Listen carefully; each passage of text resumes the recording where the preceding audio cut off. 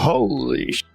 He said what? He's moved on. He has put Meghan behind him. He probably is not interested in people bringing up his past relationship. He has 3 children now with his new wife. Information came direct from Meghan's ex-husband, Trevor Engelson, via an intermediary. And obviously Trevor Engelson is a very successful TV producer. He now has his own family. He's very happy. And listen, I want to say this to you in the best way, because I wonder if you could rewrite your public narrative from scratch. Is there anything that you would do differently? Yes, I would ask people to tell the truth. The irony is earth-shattering, isn't it? Harry and Meghan are the Duke and Duchess of gaslighting themselves. It's a cynical attempt to manipulate viewers into questioning their own recollections of reality. Trevor Engelson's Meghan's first husband previously had this operation, which would mean, of course, that she was unable to give birth to a child herself. The other person that we're debating later in the show who has an issue with the truth,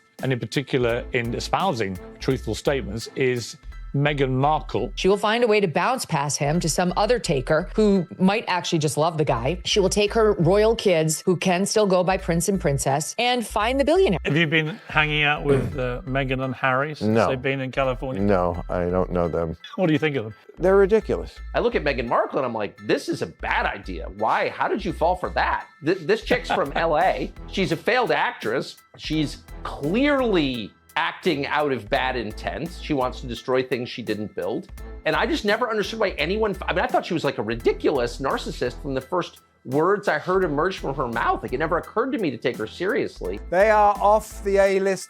They're off the B list. I don't even think they make the C list anymore. So Prince Harry, this is probably one of the worst few months of his life. Yeah, you're absolutely right. We all know the divorce is imminent. Things are not well in Montecito. I'm just calling it now. It's on my card for 2025. Oh, you say this is the year they divorced? It's in my celebrity death pool, this marriage, for sure. Netflix just made a move that no one saw coming. They renewed Meghan Markle's show, but cut Prince Harry out completely. No co-credit, no appearance, not even a mention. It's now just Meghan. Meghan, how are you? And are you okay? That's so kind. I am. I'm better than okay. How are you? That smile's a little bit over the top. And that single shoulder shrug she has, that usually indicates that person isn't very confident with their answer or their statement. Sources say this wasn't a last-minute decision. It was planned. Quietly, Meghan's team began negotiating with Netflix on her own, allegedly without Harry involved. And Netflix? They agreed. Insiders claim the reason is simple. Harry's shows didn't perform. His Polo Doc and Invictus series barely made a splash. Meanwhile, Meghan's With Love briefly hit the US top 10, just enough for Netflix to double down on her solo. But here's what's really raising eyebrows. Meghan's team is now reportedly shopping a post-divorce memoir, quietly, carefully, which means this split might go far beyond the screen. That Meghan Markle really did expect Harry to be a billionaire when she met him. She was incredibly disappointed to find out he's only worth a couple million, and she's gonna have to actually work and hawk these jams and jellies and dog biscuits to have the lifestyle that she wants. And the timing? Too perfect to ignore. Some say Meghan's been separating her brand from Harry for months. Fewer joint events, more solo branding, more Meghan, and a lot less Sussex. And now with Harry out of the Netflix picture, one question is echoing across Hollywood. Was this her plan all along? Cutting Harry out was bold, but Meghan didn't do it alone. Meghan Markle is always attempting to, shall we say, build relationships with very, very, very rich men. According to multiple insiders, her solo Netflix comeback has a powerful supporter, Ted Sarandos, the co-CEO of Netflix. And their connection? It's more than just professional. They live minutes from each other in Montecito. They've been spotted attending the same private events, including a Beyoncé concert, where Meghan reportedly invited Sarandos and his wife. Hollywood doesn't ignore those kinds of connections. Some call it smart networking. Others call it strategic manipulation. Either way, it worked. Sources close to the situation say Sarandos is personally invested in Meghan's success. One even claimed Ted is in the Meghan business now, period. And that's why her show got renewed, even when her last big deal, the Spotify podcast, collapsed. It wasn't about ratings, it was about loyalty. And listen, I want to say this to you in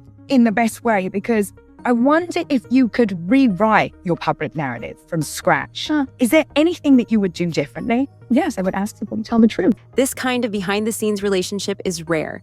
Normally, streaming execs follow the data. But in this case, Sarandos seems to be following Meghan. And that's left many in the industry wondering, how deep does this loyalty go? Because if Sarandos is backing Meghan, no matter the numbers, then Netflix may be building a brand around a personality, not a product. And when that happens, the consequences can be massive. While Netflix was backing Meghan, Harry was being pushed further into the shadows. And according to insiders, he didn't even realize it was happening. She will find a way to bounce past him to some other taker who might actually just love the guy. She will take her royal kids who can still go by prince and princess and find the billionaire. Behind the scenes, Meghan's team had already started handling major decisions without him. From content approvals to casting talks, Harry's input was slowly phased out. One executive familiar with the situation allegedly said, Netflix isn't paying for him to sit next to her anymore. The shift was subtle but clear. Harry's name was removed from pitch decks. His face vanished from teaser promos. At first, it looked like a creative direction. But now, many believe it was something far more personal, a deliberate separation. Even within the couple's own business circles, sources claim Meghan began directing meetings solo. Her focus? Building a brand that didn't rely on her husband or his royal ties. And I think it was a desperate plea because they've made their bed for the last 6 years and now they're sleeping on them and the entire world knows exactly what's happening with those two. And then came the real shocker. Insiders say Meghan's team began quietly shopping a post-divorce memoir. No announcement, no leaks, just private inquiries, testing the waters with publishers about a tell-all from Meghan's point of view. If true, this means she may have already been preparing for a future without Harry, while still living under the same roof. And while Meghan's star was being polished, Harry's projects were quietly shelved. No new announcements, no solo offers, no public buzz. One source close to their inner circle reportedly said he thought they were still building something together.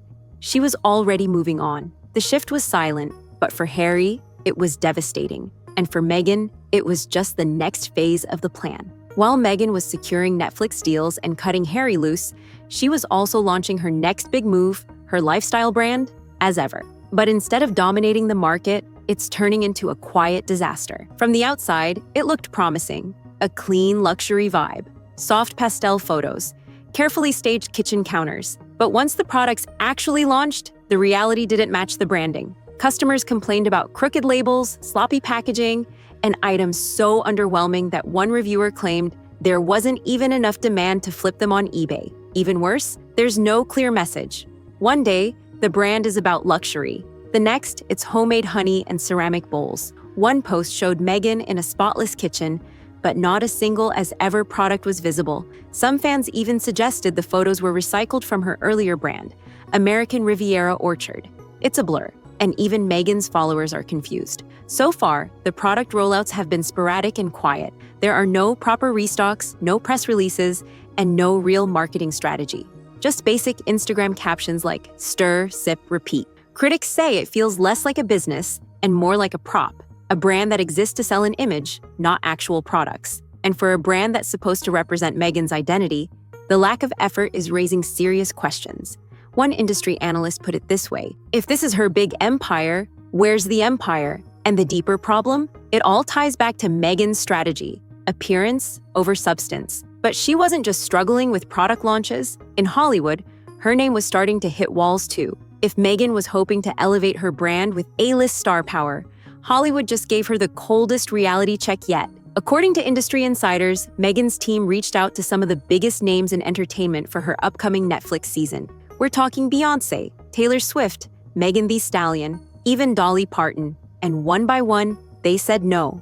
Not just polite no's, firm, closed-door rejections. In Dolly Parton's case, her team allegedly asked media outlets to avoid even mentioning Meghan's name in interviews. That's not just declining an invite, that's setting a boundary. Why the distance?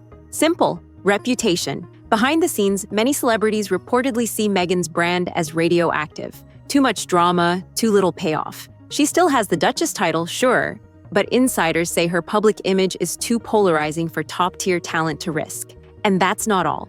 Instead of Beyoncé or Taylor, Meghan is now reportedly building her season around Chrissy Teigen, a figure who's faced her own share of controversy. Critics are already calling it a PR gamble, and not the good kind. Even Meghan's Hollywood reputation is beginning to shift. Producers, agents, and brand consultants allegedly view her as high maintenance, overly curated, and obsessed with optics, but unable to deliver results that last. It's the exact opposite of what A-listers want to attach themselves to. And when Hollywood starts pulling away, it usually means one thing. They see something coming, and they don't want to be caught in the fallout. While Meghan's brand struggles to find footing, the royal family isn't just sitting back. In fact, one of Meghan's former business partners, Flamingo Estate, recently made a striking move. The brand, once friendly with Meghan, has now officially partnered with King Charles's Highgrove Estate and Burberry. That's more than just a collaboration. It's a clear statement. By aligning with the monarchy, Flamingo Estate is choosing tradition, stability, and timeless prestige, the exact opposite of Meghan's unpredictable, controversial image. Industry experts call this a public slap to Meghan's empire. It sends a message that smart companies want to associate with the royal family's legacy, not with the so-called Sussex circus. And that shift isn't going unnoticed. Behind the scenes, insiders say the royal family is quietly reinforcing their brand as dignified, reliable, and enduring, while Meghan's orbit continues to spiral in confusion. It's a battle of perception as much as business, and with every partnership Meghan loses, her star dims just a little more. Meghan's brand may be struggling, but one thing is undeniable. People are watching, not because they're inspired, not because they admire her, but because they're waiting for the next stumble, the next headline, the next public misstep. It's like a slow-motion train wreck, impossible to look away from, even if you want to. From a beekeeping photo that looked more like a costume fail to awkward lifestyle posts in a multi-million-dollar mansion, the public's reaction is growing more skeptical by the day. Critics say the carefully curated image of simple luxury feels tone-deaf when it's wrapped in million-dollar surroundings and overpriced products that don't deliver. Meghan's attempts at authenticity are met with doubt, and her brand buzz is often driven more by memes and mockery than admiration. Even her Spotify deal and podcast were dropped quickly, fading into obscurity. So why does Netflix keep backing her?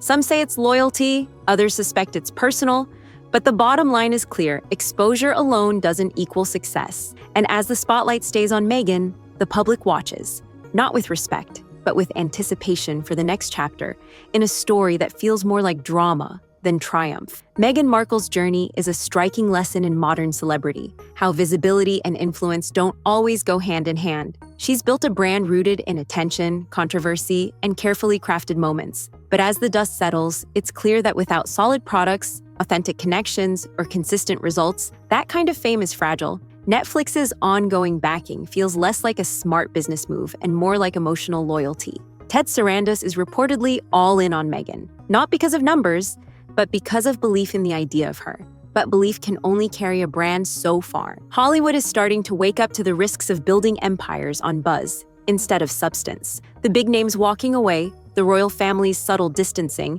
and the public's shifting fascination all point to one reality: the spotlight fades. And when it does, there's nothing left to hold up the empire. Meghan wants to be seen as the next big mogul, a Martha Stewart for a new generation. But that path demands discipline, humility, and genuine value. Right now, she's selling herself, and the world isn't buying. What happens next? Only time will tell. But one thing is certain: in the world of fame, attention is not the same as legacy.